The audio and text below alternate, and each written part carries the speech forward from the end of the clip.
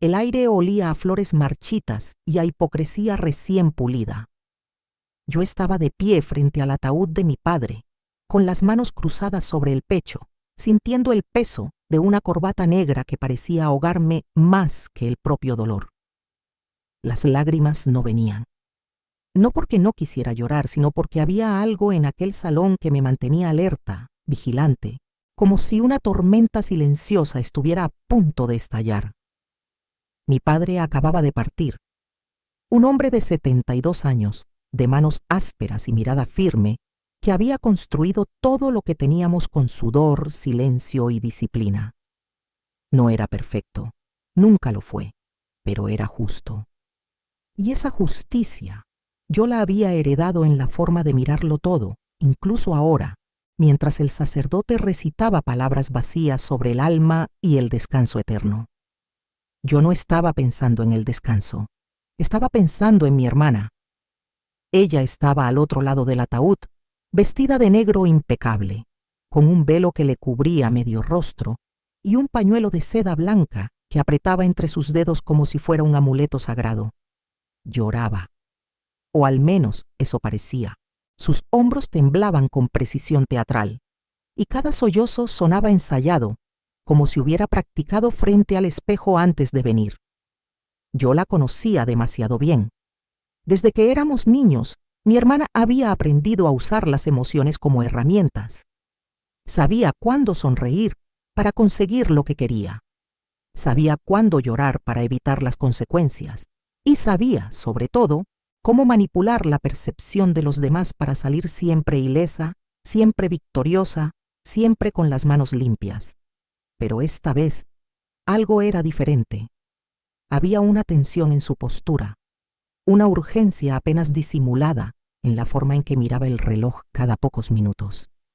Y cuando nuestros ojos se cruzaron por un segundo, vi algo que me heló la sangre, ambición. Fría, calculadora, desesperada. Fue entonces cuando ocurrió. Uno de nuestros tíos, un hombre mayor de voz ronca y aliento a tabaco, se acercó a ella con expresión compungida. Le puso una mano en el hombro y murmuró algo en voz baja. Yo estaba lo suficientemente cerca para escuchar. «Cuánto lo siento, hija. Sé que tu padre confiaba mucho en ti. Seguro te dejó bien cuidada». Mi hermana levantó la vista, se quitó el velo con gesto dramático y dejó escapar una sonrisa apenas perceptible. Una sonrisa que no llegó a sus ojos. Papá siempre supo reconocer quién estuvo realmente a su lado, tío. Los últimos años fueron reveladores. Sentí un puñetazo invisible en el estómago. ¿Reveladores? ¿De qué estaba hablando? Yo había estado presente. Había cuidado a mi padre durante su enfermedad. Había pasado noches enteras en el hospital. Había administrado sus medicinas. Había leído sus documentos cuando él ya no podía hacerlo. Mi hermana, en cambio, había aparecido 3 veces en 6 meses. 3. Y siempre con excusas perfectamente construidas. El trabajo, los niños, la distancia. Pero ahora hablaba como si ella hubiera sido la única hija leal. El tío asintió con solemnidad, sin captar la ponzoña detrás de sus palabras, pero yo sí la capté. Y por primera vez desde que había entrado a ese lugar, sentí que algo más grande que el dolor se estaba gestando dentro de mí, la certeza de que mi hermana sabía algo que yo no. Terminó la ceremonia. Los asistentes comenzaron a dispersarse, murmurando condolencias genéricas mientras se dirigían a sus coches.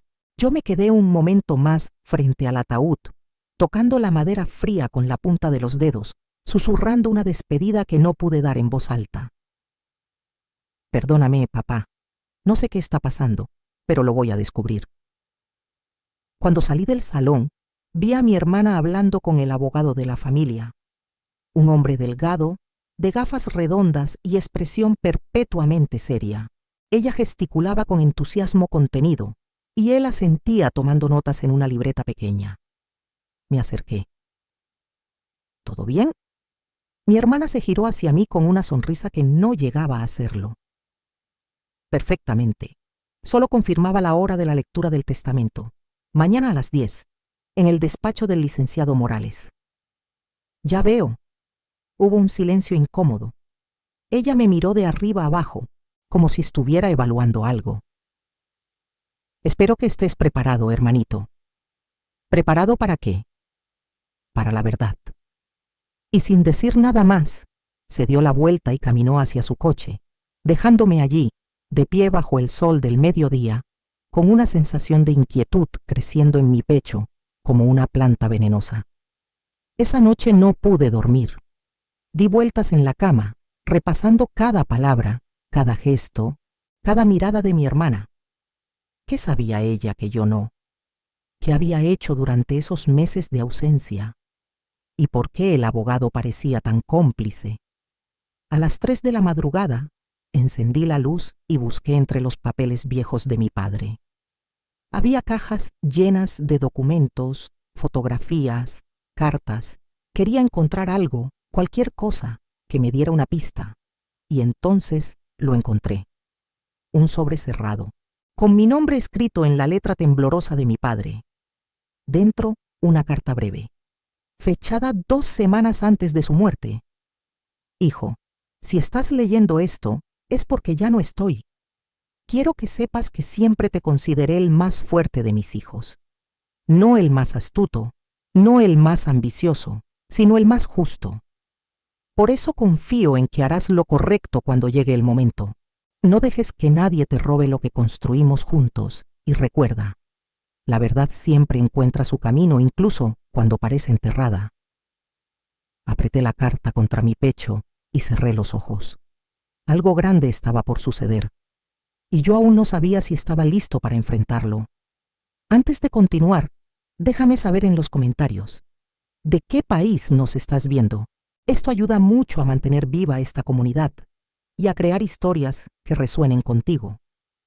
Mañana sería la lectura del testamento, y nada volvería a ser igual. La mañana llegó demasiado rápido. Me desperté con la carta de mi padre todavía en la mano, arrugada por haberla apretado durante toda la noche. Las palabras seguían resonando en mi cabeza como un eco persistente. No dejes que nadie te robe lo que construimos juntos. ¿Qué había construido mi padre que valiera la pena robar? ¿Y por qué sentía que mi hermana ya tenía las manos extendidas sobre ello? Me vestí con lentitud, eligiendo una camisa blanca y un pantalón oscuro. Nada ostentoso, nada que llamara la atención. Quería pasar desapercibido, observar, escuchar, porque si algo había aprendido de mi padre, era que las batallas más importantes no se ganan con gritos, sino con silencio estratégico. Cuando llegué al despacho del licenciado Morales, mi hermana ya estaba allí, sentada en una de las sillas de cuero negro, con las piernas cruzadas y una taza de café en la mano, lucía impecable. Vestía un traje sastre gris perla, zapatos de tacón alto, y llevaba el cabello recogido en un moño elegante. Parecía una ejecutiva a punto de cerrar un negocio millonario, no una hija que acababa de perder a su padre. «Buenos días, hermanito», dijo sin mirarme, con una sonrisa en los labios que no llegaba a sus ojos. «Buenos días».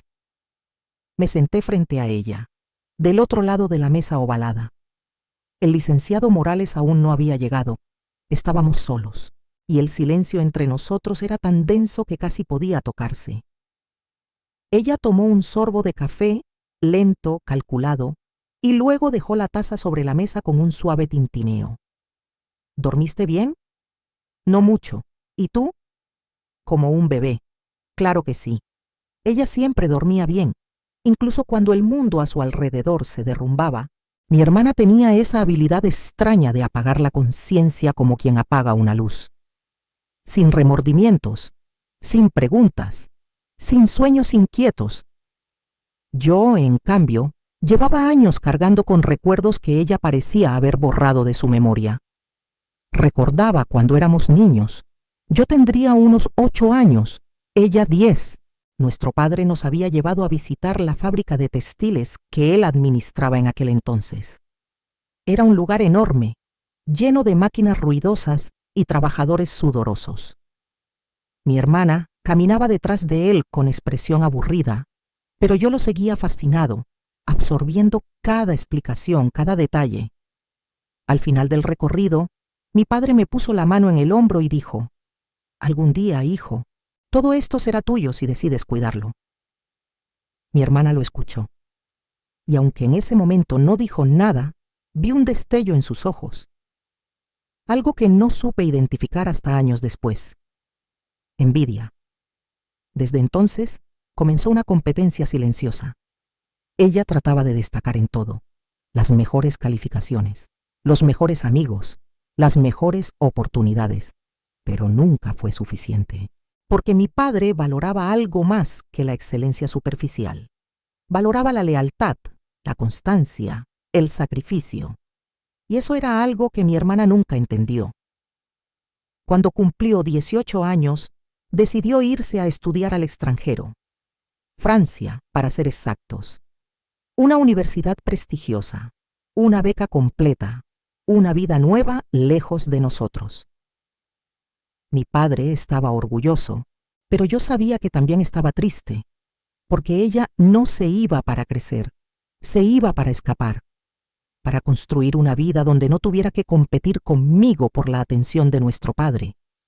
Durante años, apenas supimos de ella. Llamadas esporádicas, mensajes breves, promesas incumplidas de visitarnos. Y cuando finalmente regresó, ya no era la misma. Traía consigo un acento afrancesado, un aire de superioridad y una distancia emocional que nunca logró disimular del todo. Pero lo peor no fue eso. Lo peor fue cuando mi padre enfermó. Al principio, ella prometió venir cada semana. «Estaré ahí, papá, no te preocupes». Pero las semanas pasaron y las visitas nunca llegaron. Siempre había una excusa: un viaje de negocios, una reunión importante, un compromiso ineludible. Yo me quedé, solo, cuidándolo, limpiando sus heridas, escuchando sus miedos, sosteniéndole la mano en las noches interminables cuando el dolor era tan fuerte que no podía dormir. Y ahora ella estaba aquí, sentada frente a mí, actuando como si hubiera sido la hija devota. «¿En qué piensas?», me preguntó de repente, sacándome de mis pensamientos. «En nada». «Mentiroso, siempre piensas demasiado. Desde niño eras así, el dramático de la familia». Me mordí la lengua. No iba a caer en su juego, no todavía. La puerta del despacho se abrió y entró el licenciado Morales, un hombre de unos 60 años, de traje oscuro impecable y gafas redondas que le daban un aire de profesor universitario. Traía consigo un maletín de cuero viejo y una expresión seria. «Buenos días, lamento la espera».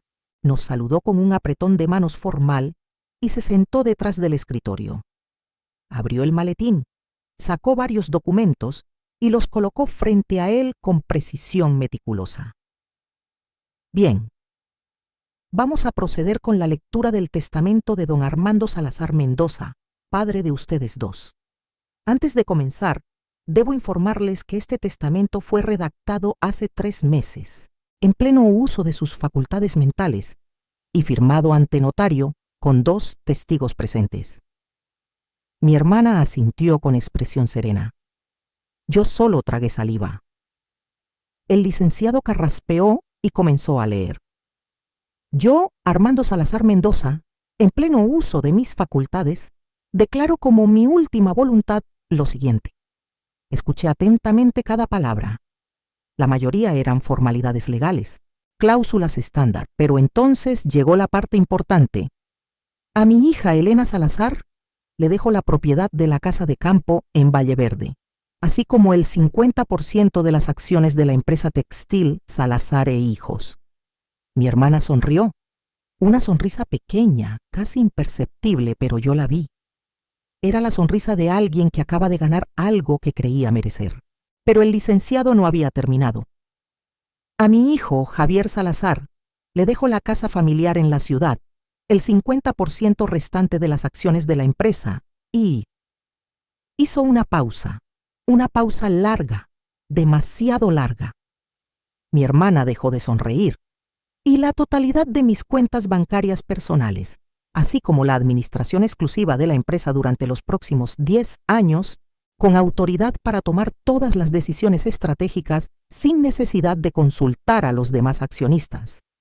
El silencio fue ensordecedor. Mi hermana se puso de pie tan rápido que su silla cayó hacia atrás con un golpe seco. ¿Qué? Eso es imposible. Yo soy la hija mayor. Yo tengo más experiencia. Esto tiene que ser un error. El licenciado la miró con expresión impasible. No hay error. Señorita Salazar, su padre fue muy claro en sus instrucciones. Y hay más. Ella se quedó paralizada. ¿Más? Sí. Su padre dejó una carta anexa al testamento. Una carta dirigida a ambos. ¿Desean que la lea ahora? Yo miré a mi hermana. Su rostro había perdido todo color. Sus manos temblaban. Sí, dije con voz firme. Léala. ¿Y tú? ¿Alguna vez te has decepcionado de alguien cercano? ¿Has descubierto que alguien en quien confiabas no era quien creías? Déjamelo saber en los comentarios. A veces compartir nuestras experiencias nos ayuda a sanar. El licenciado Morales abrió un sobre amarillento y comenzó a leer con voz pausada. Hijos míos, si están escuchando esto, es porque ya no estoy con ustedes. Quiero que sepan que los amé a ambos, pero el amor no significa ser ciego. Elena, durante años esperé que regresaras, que te importara, que te quedaras, pero nunca lo hiciste, y cuando más te necesité, desapareciste. Javier, en cambio, estuvo, siempre, sin pedir nada a cambio. Por eso, dejo el futuro de lo que construí en sus manos, porque confío en que sabrá honrar mi legado. Mi hermana dejó escapar un sollozo ahogado, pero no era un sollozo de tristeza, era de rabia. Mi hermana no se quedó en el despacho ni un minuto más. Salió como un huracán, con los tacones golpeando el suelo de mármol con violencia, dejando tras de sí un rastro de perfume caro y furia contenida. Ni siquiera se despidió, ni del licenciado Morales, ni de mí. Simplemente desapareció por la puerta como si el edificio entero estuviera contaminado. Yo me quedé sentado, con las manos entrelazadas sobre la mesa, tratando de procesar lo que acababa de suceder. El licenciado Morales guardó los documentos con parsimonia, sin mostrar emoción alguna. Era evidente que había presenciado escenas similares muchas veces antes. Familias destrozadas por herencias, hermanos convertidos en enemigos, hijos que descubrían demasiado tarde que el amor de sus padres tenía condiciones. Señor Salazar, dijo finalmente, mirándome por encima de sus gafas. Su padre me pidió que le entregara esto personalmente. Extendió hacia mí un sobre pequeño, de papel grueso color marfil, sellado con cera roja. Mi nombre estaba escrito en la letra temblorosa de mi padre. Lo tomé con cuidado, como si fuera un objeto sagrado. ¿Sabe qué dice? No. Su padre me pidió absoluta discreción. Solo usted debe leerlo. Asentí y guardé el sobre en el bolsillo interior de mi chaqueta.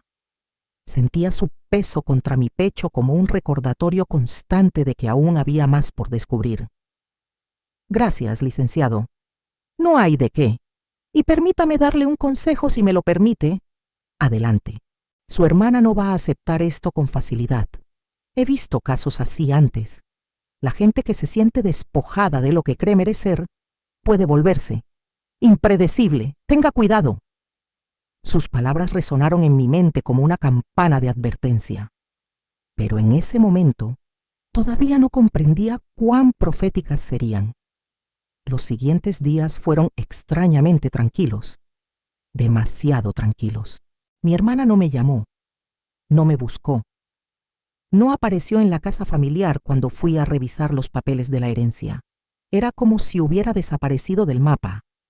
Y eso, en lugar de tranquilizarme, me ponía más nervioso, porque yo conocía a mi hermana y sabía que el silencio nunca era una buena señal. El silencio significaba que estaba planeando algo, esperando el momento adecuado para atacar. Una tarde, mientras revisaba los archivos de la empresa en el viejo estudio de mi padre, encontré algo que llamó mi atención. Una serie de documentos financieros que no encajaban. Transferencias bancarias grandes, realizadas durante los últimos 6 meses. Todas autorizadas por mi padre, pero dirigidas a una cuenta que no reconocí. Llamé al contador de la empresa, un hombre llamado Rodolfo, que había trabajado con mi padre durante más de 20 años. Rodolfo, necesito que me expliques estas transferencias. ¿A quién pertenece esta cuenta? Hubo un silencio incómodo al otro lado de la línea. Señor Javier, esa cuenta pertenece a su hermana. Sentí que el suelo se movía bajo mis pies. ¿Qué? Su padre autorizó esas transferencias hace varios meses. Dijo que era un adelanto de su herencia, que ella lo necesitaba para un proyecto personal. ¿Cuánto dinero estamos hablando? Otro silencio. Aproximadamente 250.000 euros. Me quedé sin aliento. 250.000 euros, una fortuna. Y mi padre se la había dado sin decirme nada. ¿Por qué? ¿Qué proyecto era tan urgente? ¿Y por qué mi hermana nunca mencionó nada de esto? Rodolfo, ¿mi padre dejó alguna nota explicando para qué era ese dinero? No, señor. Solo la autorización firmada. Entiendo. Gracias. Colgué el teléfono y me quedé mirando los documentos con una mezcla de confusión y traición. Mi padre, el hombre que siempre había sido tan transparente conmigo, había ocultado esto. ¿Por qué? ¿Para protegerme? ¿Para proteger a ella? Entonces recordé el sobre que el licenciado Morales me había entregado. Todavía no lo había abierto. Lo había guardado esperando el momento adecuado. Quizás este era ese momento. Lo saqué del bolsillo y rompí el sello con cuidado. Dentro había una carta breve, escrita a mano, con la letra cada vez más irregular de mi padre durante sus últimos días. Hijo, si estás leyendo esto, es porque ya descubriste el dinero que le di a tu hermana. Sé que te preguntas por qué lo hice. La verdad es que ella me lo pidió. Dijo que tenía deudas, que necesitaba ayuda urgente, y yo, como padre, no pude negarme.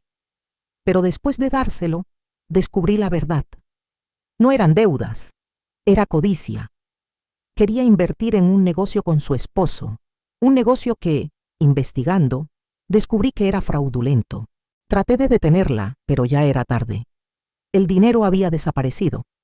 Por eso cambié mi testamento. Por eso te dejé el control total de la empresa. Porque sé que tú nunca me traicionarás.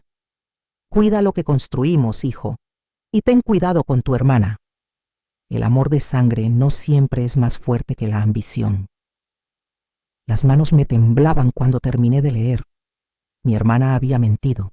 Había manipulado a nuestro padre moribundo para sacarle dinero. Y cuando él descubrió la verdad, ella simplemente desapareció hasta el funeral, calculando que podría recuperar todo a través de la herencia. Pero mi padre había sido más listo, y ahora ella lo sabía. Esa misma noche recibí una llamada. Era un número desconocido. Dudé un momento antes de contestar, pero algo me dijo que debía hacerlo. ¿Hola? Hola, Javier. La voz de mi hermana sonaba fría, controlada, peligrosa. Tenemos que hablar. No tengo nada que hablar contigo. Oh, creo que sí, porque acabo de contratar a uno de los mejores abogados de la ciudad y vamos a impugnar ese testamento. Sentí un escalofrío recorrer mi espina dorsal. No puedes impugnarlo. Fue redactado legalmente, con testigos, ante notario. Eso no importa. Mi abogado dice que hay formas de demostrar que papá no estaba en pleno uso de sus facultades mentales, que estaba bajo medicación fuerte, que pudo haber sido manipulado. ¿Manipulado? ¿Por quién? ¿Por mí? Exactamente. La rabia explotó dentro de mí como un volcán. Eres una maldita mentirosa. Tú fuiste quien lo manipuló. Tú le sacaste 250.000 euros mintiendo sobre deudas inexistentes. Yo tengo las pruebas. Hubo un silencio tenso. Luego, su voz sonó aún más gélida. Cuidado con lo que dices, hermanito, porque si empezamos a escarbar en el pasado, puede que encuentres cosas que no te gusten. ¿O acaso olvidaste aquella vez que falsificaste la firma de papá en un documento del banco cuando tenías 17 años? Me quedé helado. Eso había sido un error de juventud. Una tontería que cometí cuando necesitaba dinero para un viaje escolar y no quería pedírselo a mi padre porque estaba pasando por problemas económicos en la empresa. Él se enteró después, me castigó, pero nunca lo reportó oficialmente. ¿Cómo sabía mi hermana sobre eso? Eso fue hace más de 20 años. No tiene nada que ver con esto. Para un juez, puede tener mucho que ver. Demuestra un patrón. Demuestra que tú también eres capaz de engañar. Y si yo presento eso junto con mi impugnación, las cosas pueden ponerse muy feas para ti. Estás loca. No, hermanito, estoy desesperada. Y una mujer desesperada es peligrosa. Así que voy a darte una opción. Renuncia a la administración de la empresa. Dame el control total. Yo te dejo tu 50% de las acciones y la casa. Nadie sale herido. Todos felices. Vete al infierno. Muy bien, entonces nos vemos en los tribunales. Y colgó. Me quedé con el teléfono en la mano, sintiendo cómo el mundo a mi alrededor comenzaba a resquebrajarse. Mi hermana había declarado la guerra, y no era una guerra que pensara perder. Pero lo que ella no sabía, lo que no podía saber, era que yo tenía más cartas bajo la manga. Cartas que mi padre había dejado para mí. Cartas que iban a cambiar todo. Esa noche no dormí. Me quedé despierto, planificando, pensando, preparándome. Porque si mi hermana quería jugar sucio, yo estaba dispuesto a enseñarle que también sabía hacerlo. Ella pensaba que yo era el hermano débil, el noble, el justo. Pero estaba a punto de descubrir que la justicia y la venganza a veces caminan de la mano. Ellos pensaron que yo estaba derrotado. Mal sabían lo que estaba preparando. La demanda llegó 3 días después. Un sobre grueso, entregado por un mensajero judicial con expresión aburrida, como si repartir bombas emocionales fuera parte de su rutina diaria. Firmé el recibo sin decir palabra y cerré la puerta con un golpe seco. Dentro había exactamente lo que esperaba. Una impugnación formal del testamento de mi padre, presentada por Elena Salazar Mendoza, representada por el bufete jurídico más caro y despiadado de la ciudad. El documento tenía 47 páginas de argumentos legales, precedentes judiciales y acusaciones veladas. Pero todo se resumía en una sola idea. Yo había manipulado a mi padre moribundo para robarle la herencia a mi hermana. La leyenda de la víctima contra el villano. Ella se había pintado como la hija devota que regresó para cuidar a su padre en sus últimos días, solo para descubrir que su hermano menor había envenenado la mente del anciano contra ella. Según el documento, yo había aislado a mi padre, controlado su medicación y prácticamente secuestrado su voluntad. Era una obra maestra de ficción legal. Y lo peor de todo, era creíble. Porque la verdad es que yo sí había estado más tiempo con mi padre. Yo sí había administrado sus medicinas. Yo sí había estado presente en cada decisión importante de sus últimos meses. Y si un abogado astuto presentaba esos hechos desde el ángulo correcto, podía hacerme parecer el villano perfecto. Llamé al licenciado Morales de inmediato. Ya lo sé, dijo antes de que yo pudiera hablar. Me llegó una copia esta mañana. Esto va a ser complicado, Javier. ¿Complicado? Es una mentira. Ella es quien robó dinero a mi padre. Lo sé. Pero las pruebas que tenemos son circunstanciales. Las transferencias fueron autorizadas legalmente por su padre. Ella puede argumentar que era un préstamo, un regalo, o incluso un adelanto legítimo de herencia. Y sin una declaración explícita de su padre, acusándola de fraude, es difícil probar mala fe. Entonces, ¿qué sugiere que haga? Hubo una pausa larga. Necesitamos testimonios, gente que pueda declarar sobre el comportamiento de su hermana, médicos, enfermeras, familiares. Cualquiera que haya visto cómo ella realmente trató a su padre durante su enfermedad. Haré lo que sea necesario. Bien, pero Javier, prepárese. Esto va a ponerse público. Su hermana no va a pelear esta batalla en silencio. Tenía razón. 2 días después, los periódicos locales comenzaron a publicar artículos sobre el caso. Nada demasiado explícito al principio, solo menciones vagas sobre una disputa familiar por una herencia millonaria y acusaciones de manipulación en un testamento controvertido. Pero luego las redes sociales se encendieron. Alguien, probablemente alguien del equipo legal de mi hermana, había filtrado detalles selectivos del caso, y de repente mi nombre estaba en todas partes: foros de internet, grupos de Facebook, hilos interminables en Twitter, donde desconocidos debatían sobre si yo era un hijo devoto o un manipulador sin escrúpulos. Lo más doloroso fue ver cómo amigos de la familia, gente que conocía a mi padre desde hacía décadas, comenzaban a tomar partido. Algunos me defendían, otros permanecían en silencio. Y unos pocos, los más cobardes, empezaron a distanciarse. Pero el golpe verdadero llegó la mañana del 15 de octubre. Mi hermana organizó una conferencia de prensa. Una maldita conferencia de prensa. La transmitieron en vivo por internet. Ella estaba sentada detrás de una mesa larga, flanqueada por sus abogados, vestida con un traje negro, sobrio, y el cabello suelto sobre los hombros. Parecía vulnerable, frágil, como una mujer destrozada por el dolor y la traición. Era una actuación perfecta. Gracias a todos por venir, comenzó con voz temblorosa. Sé que esto es inusual, pero me veo obligada a hablar públicamente porque la justicia privada ha sido secuestrada por intereses egoístas. Hizo una pausa dramática, mordiéndose el labio inferior como si estuviera conteniendo las lágrimas. Mi padre, Armando Salazar, fue un hombre bueno, trabajador, justo. Construyó todo lo que tenemos con esfuerzo y sacrificio, y en sus últimos días, cuando más vulnerable estaba, cuando más necesitaba amor y protección, fue manipulado por alguien en quien confiaba ciegamente. Otro silencio. Las cámaras se acercaron. Mi hermano, Javier, aprovechó la enfermedad de nuestro padre para aislarlo del resto de la familia. Controló quién podía visitarlo. Administró su medicación sin supervisión médica adecuada. Y en ese estado de vulnerabilidad, lo convenció de cambiar su testamento para dejarlo todo a él. Sentí que la sangre me hervía.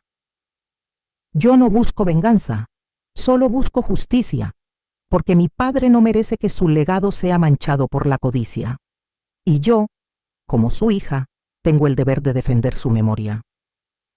Terminó la conferencia con lágrimas cayendo por sus mejillas. Los flashes de las cámaras iluminaron su rostro como si fuera una mártir moderna. Y el mundo le creyó.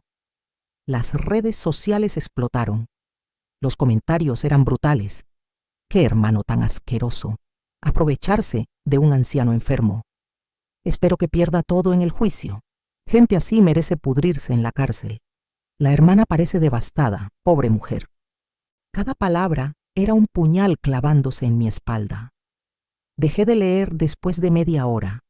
No podía soportarlo más.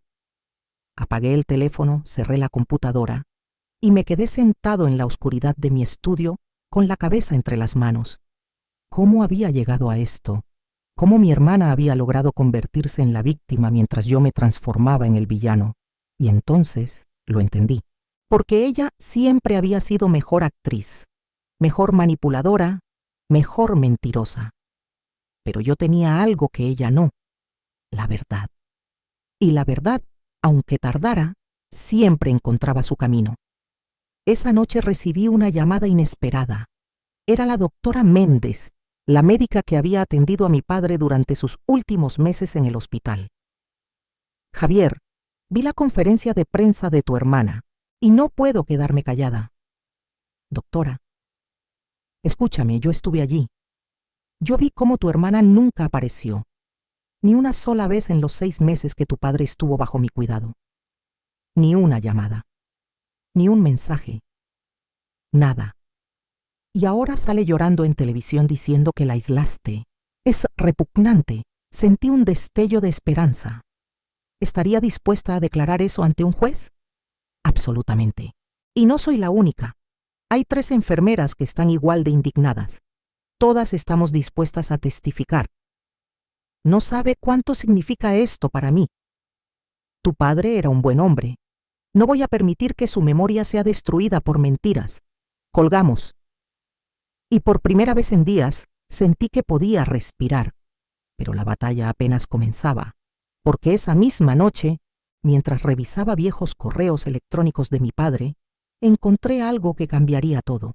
Una carpeta oculta, archivos de audio, grabaciones. Mi padre había grabado varias conversaciones con mi hermana durante sus últimos meses. Conversaciones donde ella le pedía dinero, donde él le cuestionaba sus intenciones, donde ella perdía la paciencia y mostraba su verdadero rostro. En una de las grabaciones la escuché decir con frialdad: «Papá, no tengo tiempo para esto. Solo dame el dinero y déjame en paz. Yo tengo mi propia vida». Y en otra más reciente, apenas 3 semanas antes de la muerte de mi padre: «Si no me das lo que me corresponde ahora, voy a impugnar cualquier testamento que hagas. No me importa qué diga. Voy a pelear por lo que es mío». Lágrimas silenciosas rodaron por mis mejillas mientras escuchaba. Mi padre lo había sabido todo, y había dejado estas pruebas para protegerme. Ahora solo faltaba decidir cuándo usarlas, porque una revelación así no podía desperdiciarse. Tenía que ser en el momento exacto, el golpe perfecto, el jaque mate definitivo. Pero en aquel mismo día, decidí que la venganza sería inevitable. Los días que siguieron fueron de preparación silenciosa.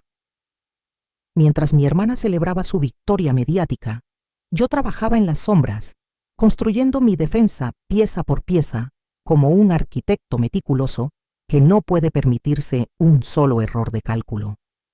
El licenciado Morales se convirtió en mi aliado más cercano.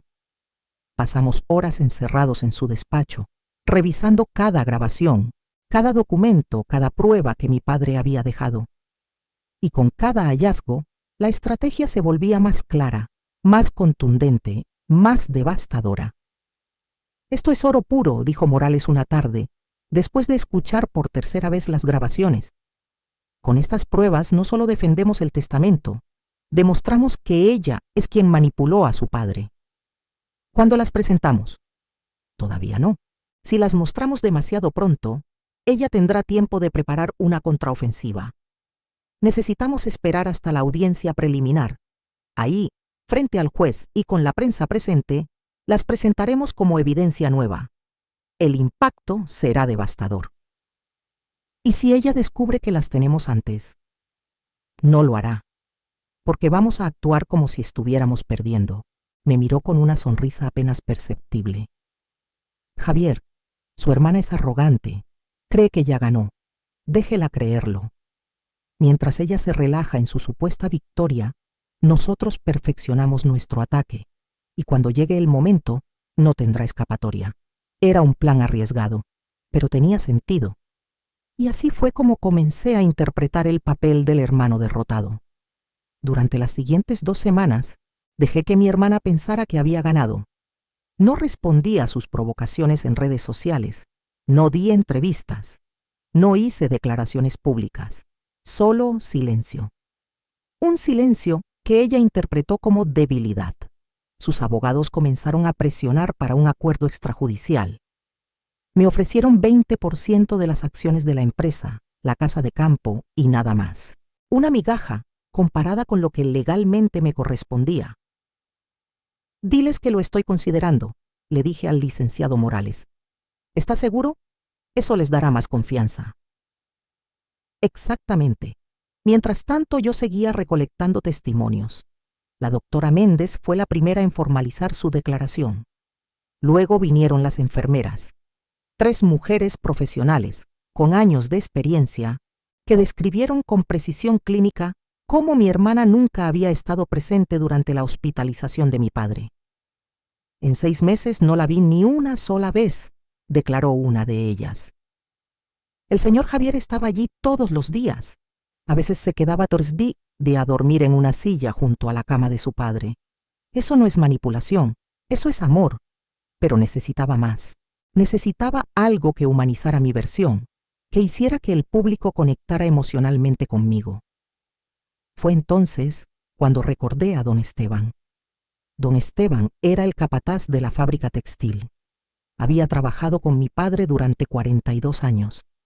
Era un hombre de pocas palabras, piel curtida por el sol y una lealtad inquebrantable. Mi padre lo consideraba más que un empleado. Era su amigo. Fui a buscarlo a la fábrica una tarde, después de que terminara su turno. Lo encontré tomando café en la cafetería de los trabajadores, rodeado de compañeros que lo escuchaban contar historias. Don Esteban, necesito hablar con usted.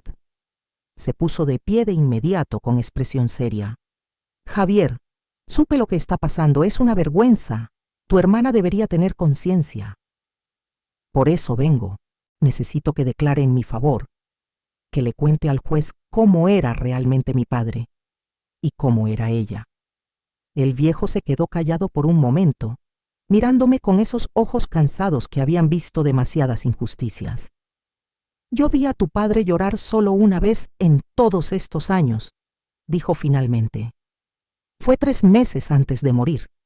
Me llamó a su oficina y me dijo, Esteban, me duele el cuerpo, pero más me duele el alma, porque mi hija mayor solo viene a verme cuando necesita dinero. Y luego se echó a llorar como un niño. Nunca olvidaré eso. Sentí un nudo en la garganta. ¿Declararía eso ante un juez? Con orgullo. La audiencia preliminar estaba programada para el 3 de noviembre. Faltaban 2 semanas. Mi hermana seguía dando entrevistas, apareciendo en programas de televisión matutinos, contando su versión con lágrimas perfectamente cronometradas. El público la adoraba. Yo era el villano nacional. Había memes con mi cara, artículos de opinión exigiendo que me metieran a la cárcel, pero yo seguía callado, esperando. Una noche, una semana antes de la audiencia, mi hermana me llamó. Javier, sé que has estado considerando el acuerdo. Así es. Bien, entonces hablemos. Podemos resolver esto civilizadamente, sin más escándalos, sin más dolor. ¿Qué propones? Acepta el 20% de las acciones, la casa de campo y 50.000 euros en efectivo. Yo tomo el control de la empresa y seguimos adelante como hermanos, sin rencores. Suena razonable. La escuché suspirar con alivio al otro lado de la línea. Me alegra que sea sensato. Papá estaría orgulloso. Casi me reí. Casi. Déjame pensarlo hasta mañana, te llamo.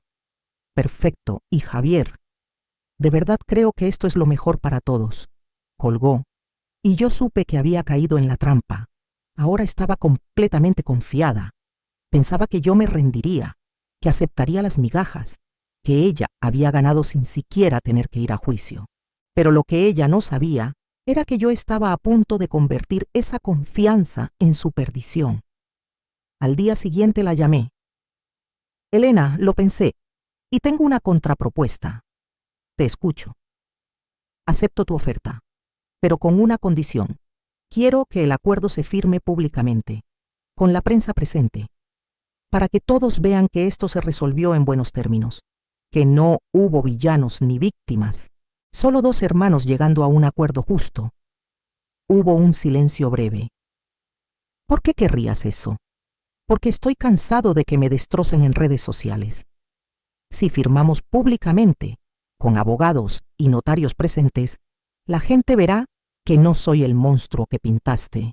Es mi única forma de recuperar mi reputación. Podía escucharla pensando. Está bien, lo haremos público, pero el acuerdo se firma como está, sin cambios. Hecho. Perfecto. Nos vemos el día de la audiencia entonces. Haremos la firma antes de entrar a la sala, frente a las cámaras. Allí estaré. Cuando colgué, el licenciado Morales me miró con expresión de asombro. ¿Está haciendo lo que creo que está haciendo? Sí. La estoy poniendo en una posición donde no pueda escapar. Cuando se dé cuenta de lo que realmente tenemos, ya será demasiado tarde. Es arriesgado. Lo sé, pero es necesario. Los días finales antes de la audiencia fueron torturantes. Dormía poco, comía menos, repasaba mentalmente cada detalle del plan una y otra vez, buscando fisuras, puntos débiles, cualquier cosa que pudiera salir mal. Pero las pruebas eran sólidas, los testimonios eran contundentes y las grabaciones eran irrefutables. La noche antes de la audiencia, saqué la última carta que mi padre me había dejado, la que guardaba para el momento más oscuro, y la leí una vez más. Hijo, si has llegado hasta aquí, es porque tu hermana ha mostrado su verdadero rostro. No te culpes por nada.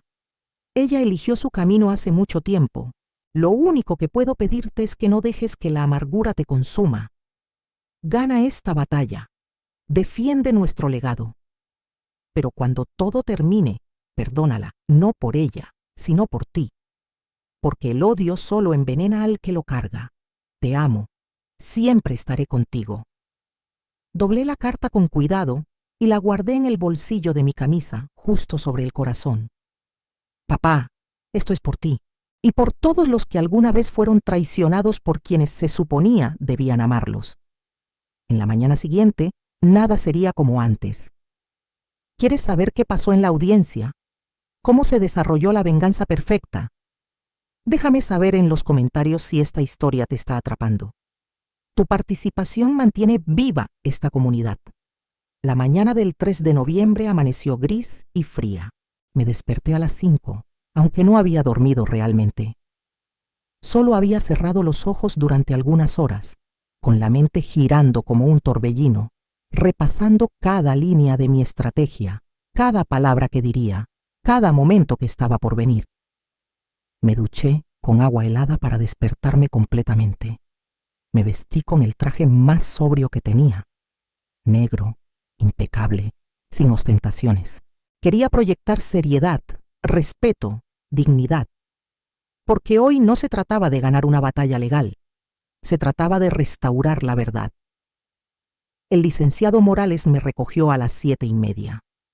Traía consigo 3 maletines llenos de documentos, grabaciones, testimonios certificados y evidencias organizadas con precisión militar. ¿Listo?, me preguntó mientras subía al coche. Más que nunca. Recuerde, pase lo que pase, mantenga la calma. No reaccione a las provocaciones. Déjeme hablar a mí. Su única tarea es proyectar honestidad. Entendido. Llegamos al juzgado a las 8:15. Ya había gente esperando. Periodistas, cámaras de televisión, curiosos. La noticia del posible acuerdo extrajudicial se había filtrado, y todos querían capturar el momento en que los hermanos Salazar firmaran la paz. Lo que no sabían era que no habría ninguna firma. Mi hermana llegó 15 minutos después, en un coche negro con vidrios polarizados. Bajó rodeada de sus 3 abogados, todos vestidos con trajes caros y expresiones de suficiencia. Ella llevaba un vestido gris elegante, el cabello recogido y gafas oscuras que ocultaban sus ojos. Cuando me vio, sonrió. Una sonrisa pequeña, victoriosa, casi compasiva. Buenos días, Javier. Me alegra que hayas tomado la decisión correcta. No respondí, solo asentí con la cabeza. Los periodistas comenzaron a gritar preguntas. Las cámaras se abalanzaron sobre nosotros, pero los abogados de ambos lados formaron un cordón humano y nos escoltaron hacia el interior del edificio. En el vestíbulo, mi hermana se acercó a mí con tono confidencial. Entonces, firmamos aquí afuera como acordamos. Frente a las cámaras, mostramos unidad familiar y luego cada quien sigue su vida. Hay un pequeño cambio de planes, dije con calma. Su sonrisa titubeó. ¿Qué cambio? Prefiero que el juez vea primero las pruebas que preparé. Y luego, si todavía quieres firmar algo, lo hacemos. Su rostro palideció. ¿Qué pruebas? Lo verás adentro. Javier, teníamos un acuerdo. Me diste tu palabra. Dije que lo consideraría. y lo consideré. Pero resulta que encontré algo que cambia todo. Algo que papá dejó específicamente para este momento. Vi el pánico cruzar por sus ojos como un relámpago. Estás mintiendo. Estás jugando, no tienes nada. Supongo que en unos minutos lo sabremos. Uno de sus abogados, un hombre corpulento de barba cuidada, intervino. Señor Salazar, cualquier evidencia nueva debe ser notificada con anticipación. No puede simplemente aparecer con sorpresas en una audiencia preliminar. El licenciado Morales dio un paso adelante. La evidencia fue descubierta recientemente y está perfectamente dentro de los lineamientos legales presentarla hoy. El juez decidirá si es admisible o no. Esto es una emboscada, siseó mi hermana. No, respondí con voz firme. Esto es justicia. Entramos a la sala del tribunal a las 9 en punto. Era una sala grande con paredes de madera oscura, hileras de bancas para el público y un estrado elevado donde el juez se sentaría. Ya había unas 50 personas en las bancas, periodistas, familiares lejanos, curiosos que habían logrado conseguir un pase. Nos sentamos en las mesas opuestas, mi hermana y sus abogados a la izquierda, el licenciado Morales y yo a la derecha. Entre nosotros un pasillo que parecía un abismo. El juez entró a las 9:15. Un hombre de unos 60 años, calvo, con gafas de leer colgando del cuello y una expresión de cansancio permanente. Se sentó, revisó algunos papeles y luego nos miró por encima de sus gafas. Buenos días. Estamos aquí para la audiencia preliminar del caso Salazar versus Salazar. Impugnación de testamento. ¿Las partes están presentes? Ambos abogados respondieron afirmativamente. Bien. Señor licenciado Vargas, usted representa a la demandante. Puede comenzar. El abogado principal de mi hermana se puso de pie. Era un hombre alto, de voz profunda y gestos calculados. Durante 20 minutos expuso su caso con retórica brillante. Un padre enfermo, medicado, vulnerable, manipulado por un hijo que aprovechó la circunstancia para modificar un testamento que originalmente repartía todo equitativamente. Cuando terminó, el juez se volvió hacia nosotros. Licenciado Morales, su turno. Morales se levantó con calma, ajustándose las gafas. Su señoría, la defensa no niega que el señor Javier Salazar estuvo presente durante la enfermedad de su padre. De hecho, estamos orgullosos de ello, porque eso no fue manipulación, fue amor filial. Y para demostrarlo, presentaremos testimonios de profesionales médicos que atendieron al fallecido, así como evidencia documental y de audio que prueba, sin lugar a dudas, quién realmente manipuló a quién. El abogado de mi hermana saltó de su asiento. Objeción. No fuimos notificados de ninguna evidencia de audio. El juez levantó la mano. La objeción queda registrada. Licenciado Morales, ¿cuándo descubrió esta evidencia? Hace 2 semanas, su señoría. Estaba en archivos personales del fallecido que solo pudieron accederse después de resolver cuestiones legales de su patrimonio digital. ¿Y por qué no notificó a la parte contraria? Porque temíamos que la evidencia fuera destruida o comprometida si se revelaba prematuramente. Dada la naturaleza pública y mediática de este caso, consideramos prudente proteger la integridad de las pruebas hasta este momento. El juez reflexionó por un momento. Procederemos, pero si esta evidencia resulta ser irrelevante o manipulada, habrá consecuencias. ¿Entendido? Perfectamente, su señoría. Morales abrió su maletín y sacó un reproductor de audio conectado a un amplificador pequeño. Lo colocó sobre la mesa y miró al juez. Con su permiso, presentaré 3 grabaciones, todas realizadas por el señor Armando Salazar en sus últimos meses de vida, con pleno conocimiento de que estaba siendo grabado. Las fechas están certificadas por metadatos digitales verificados por un perito informático independiente. Adelante. Morales presionó el botón. La voz débil pero inconfundible de mi padre llenó la sala. Elena, hija, ¿por qué solo me llamas cuando necesitas dinero? Luego la voz de mi hermana, cortante, impaciente. Papá, por favor, no tengo tiempo para dramatismos. Solo necesito que me transfieras los 200.000. Ya te dije que es urgente. ¿Pero para qué los necesitas? Para mi negocio, ya te lo expliqué. ¿Qué negocio? Cada vez que pregunto cambias la respuesta. Papá, ¿me vas a dar el dinero o no? Hubo un silencio largo en la grabación. Luego mi padre, con voz rota, te lo voy a dar, porque eres mi hija. Pero me duele que solo vengas por esto. Gracias, te llamo la próxima semana. Y colgó. La sala quedó en silencio absoluto. Miré a mi hermana. Estaba pálida, con las manos apretando el borde de la mesa hasta que los nudillos se pusieron blancos. Morales continuó. Segunda grabación, 3 semanas antes del fallecimiento del señor Salazar. Presionó el botón nuevamente.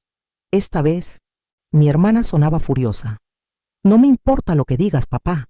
Ese dinero es mío por derecho. Trabajé tanto como Javier. Elena, no has pisado la fábrica en 10 años, porque tú siempre lo preferiste a él, siempre fue tu favorito. Eso no es cierto. Claro que sí, y ahora cuando me necesitas me pides que regrese. Pero cuando tenías salud, nunca me buscaste. Te busqué 1000 veces, hija, pero siempre estabas ocupada. Porque tengo una vida, papá. Una vida que construí sola, sin tu ayuda. Mi padre no respondió. Solo se escuchó un sollozo ahogado. Y luego, silencio. En la sala, varias personas lloraban. Incluso el juez parecía conmovido. Morales dejó que el silencio se extendiera. Luego habló con voz firme. Y finalmente, la tercera grabación. 2 semanas antes del fallecimiento. Esta fue la más devastadora. La voz de mi hermana, fría como el hielo. Si no me dejas como heredera principal, voy a impugnar todo. Voy a decir que Javier te manipuló. Voy a destruir su reputación y voy a quedarme con lo que es mío de todas formas. Un jadeo colectivo llenó la sala.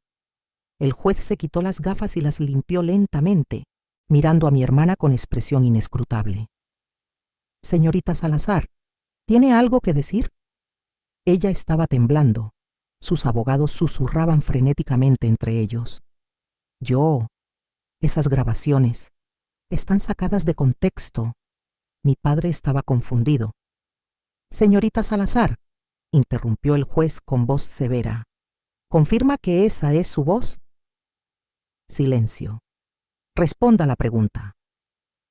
Sí, susurró. Pero. No hay peros. Licenciado Morales, ¿tiene más evidencia? Sí, su señoría. Tengo 3 testimonios de profesionales médicos que declaran que la señorita Salazar no visitó a su padre ni una sola vez durante su hospitalización. También tengo el testimonio del capataz de la empresa, quien presenció el sufrimiento emocional del fallecido por la ausencia de su hija.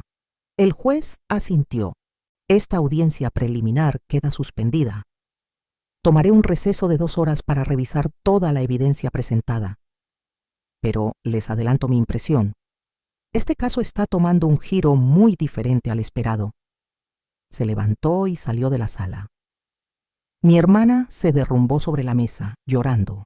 Pero esta vez no eran lágrimas de actuación, eran lágrimas de derrota. Me levanté y caminé hacia la salida. Los periodistas me rodearon, pero no dije nada.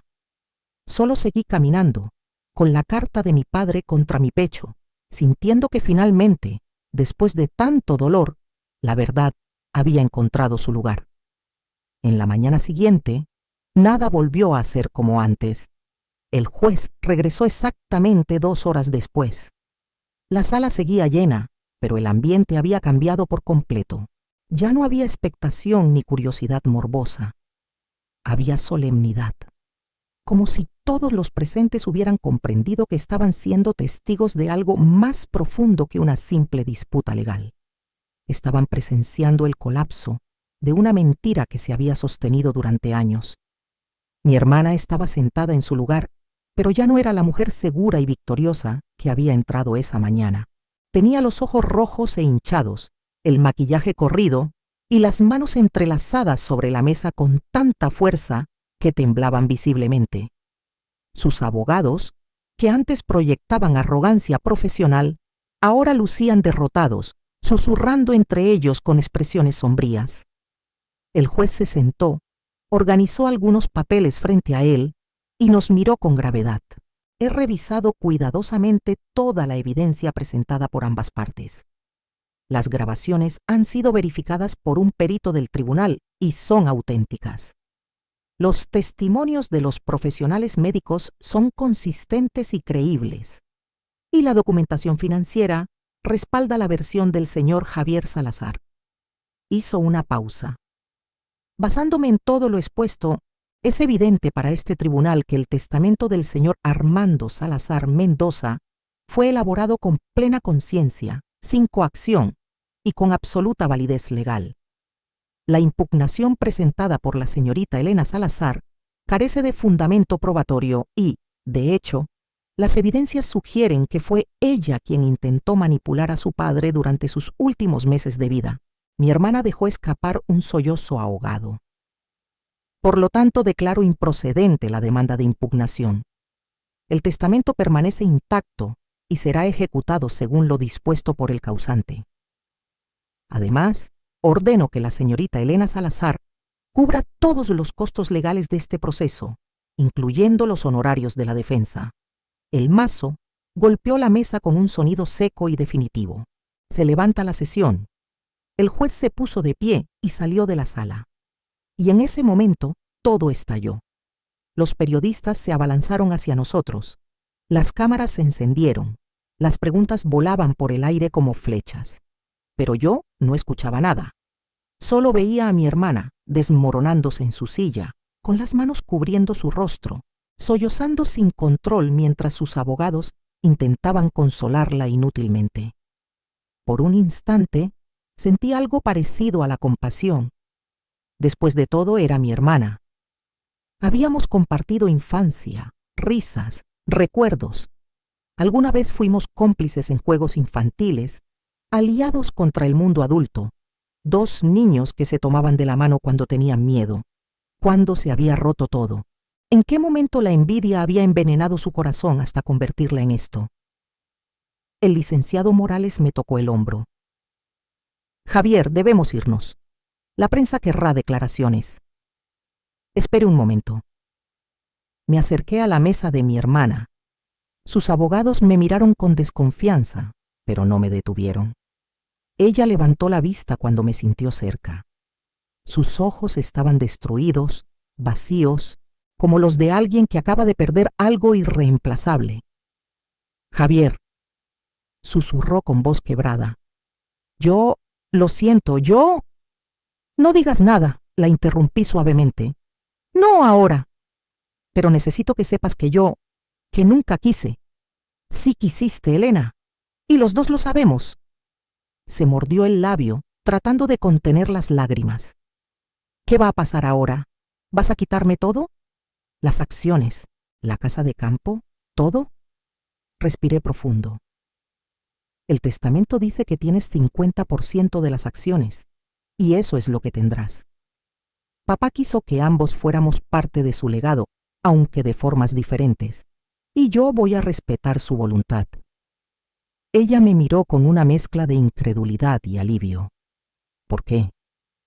Después de todo lo que hice, después de todo lo que dije, porque no quiero seguir cargando este peso, y porque papá me pidió que no dejara que el odio me consumiera. Saqué del bolsillo la última carta que mi padre me había dejado. La desdoblé con cuidado y leí en voz alta las últimas líneas. Cuando todo termine, perdónala. No por ella, sino por ti. Porque el odio solo envenena al que lo carga. Volví a doblar la carta y la guardé. No te voy a quitar nada de lo que legalmente te corresponde. Pero tampoco voy a permitir que destruyas lo que papá construyó. Así que esto es lo que va a pasar. Yo administro la empresa durante los próximos 10 años, como dice el testamento. Tú mantienes tus acciones y recibes dividendos anuales. Pero no tendrás voz en las decisiones estratégicas. Y si intentas impugnar esto nuevamente, si intentas manipular o mentir otra vez, entonces sí pelearé por quitarte hasta la última acción. ¿Entendido? Ella asintió en silencio, con lágrimas rodando por sus mejillas. Entendido. Me di la vuelta y caminé hacia la salida. Afuera del juzgado, los periodistas me esperaban como una jauría hambrienta.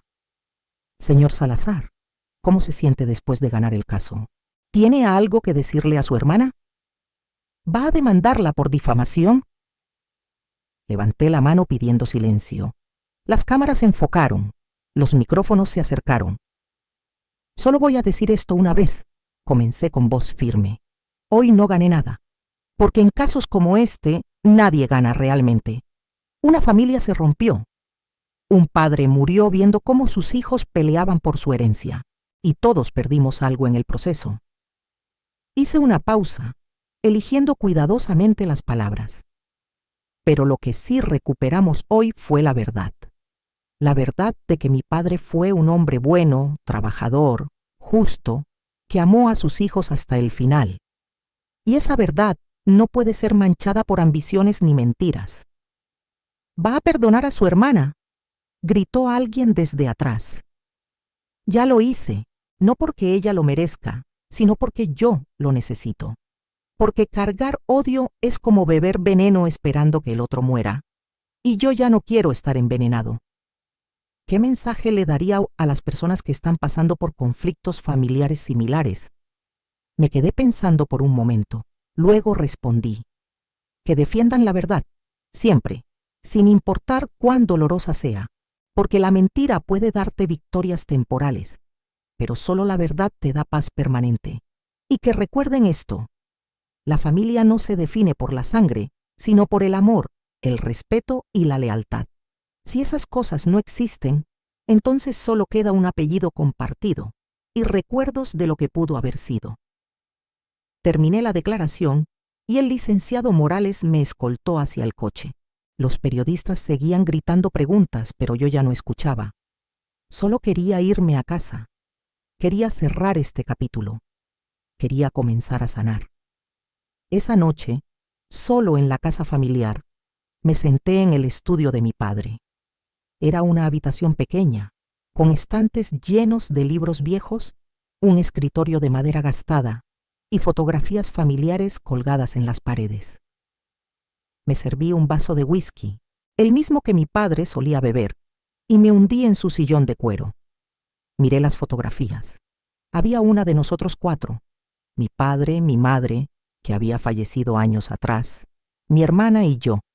Éramos niños, sonreíamos, parecíamos felices. ¿Cuándo se había perdido esa felicidad? ¿En qué momento nos habíamos convertido en extraños que peleaban por dinero y propiedades? Tomé un sorbo de whisky y cerré los ojos. Lo hice, papá, susurré. Defendí tu legado. Defendí la verdad. Y aunque duele, sé que fue lo correcto. Un silencio cálido llenó la habitación, y por primera vez en meses sentí paz. Han pasado 2 años desde aquel día en el tribunal. La empresa está creciendo. Hemos expandido operaciones a 3 países nuevos, modernizado las instalaciones y aumentado los salarios de todos los trabajadores. Don Esteban sigue siendo el capataz y ahora también es parte del consejo asesor, porque aprendí de mi padre que la lealtad vale más que cualquier título universitario. Mi hermana sigue siendo accionista. Recibe sus dividendos puntualmente. Nunca hemos vuelto a hablar más allá de correos electrónicos formales sobre asuntos financieros. Supe por terceros que se divorció de su esposo. El negocio fraudulento colapsó meses después del juicio y que ahora vive en otra ciudad, trabajando como consultora. No sé si algún día podremos reconstruir algo parecido a una relación. Quizás sí, quizás no. Pero ya no cargo con esa pregunta como un peso. La dejé ir junto con el resentimiento. Hace un mes, en el aniversario de la muerte de mi padre, fui a visitar su tumba. Llevé flores blancas, sus favoritas, y me quedé allí durante horas, contándole sobre la empresa, sobre los cambios, sobre la vida. Y antes de irme, le hice una promesa. Papá, voy a honrar tu legado no solo con trabajo, sino con justicia. Voy a construir algo de lo que puedas estar orgulloso y voy a enseñarles a las futuras generaciones que la verdadera herencia no está en el dinero ni en las propiedades, sino en los valores que transmitimos. El viento sopló suavemente, moviendo las hojas de los árboles cercanos, y me pareció escuchar su voz, como un susurro en la brisa. Bien hecho, hijo, bien hecho. Si esta historia te tocó el corazón, si te hizo reflexionar sobre la familia, la justicia y el perdón, te pido que te suscribas al canal. Tu participación mantiene viva esta comunidad y nos permite seguir contando historias que resuenen con tu vida. Y recuerda, la verdad siempre encuentra su camino, incluso cuando parece enterrada. Gracias por acompañarme en este viaje.